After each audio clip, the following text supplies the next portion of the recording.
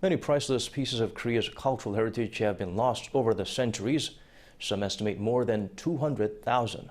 But a number of them are now on display at the National Palace Museum of Korea. Yeon-seung has the full story. Years of colonization, wars, invasions, and looting have left holes in the country's treasure trove. Valuable cultural artifacts ended up missing or stranded overseas. But about 40 cultural artifacts have been safely returned home. They're on show here at the National Palace Museum of Korea. Some are on display to the public for the first time in history. Like this box with inlaid mother-of-pearl plum, bird, and bamboo design, and this book of calligraphy by Joseon Kings, both from the late Joseon Dynasty. Exhibition opened on the 7th of this month through the help of Overseas Korean Cultural Heritage Foundation, and it will run until September 25th. This exhibition highlights the efforts to bring back our cultural heritage that were overseas.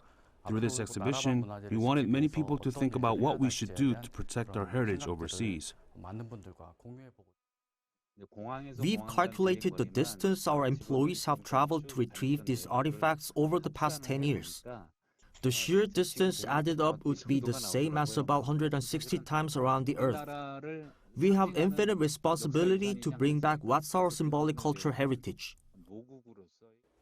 Every artifact here tells its own story. Some were lost during a war. Some came back through donation or an auction. These seals were brought home through joint efforts led by South Korea and the US, who worked together to track down and bring them back home. But there's still much to recover. About 210,000 cultural properties are still overseas.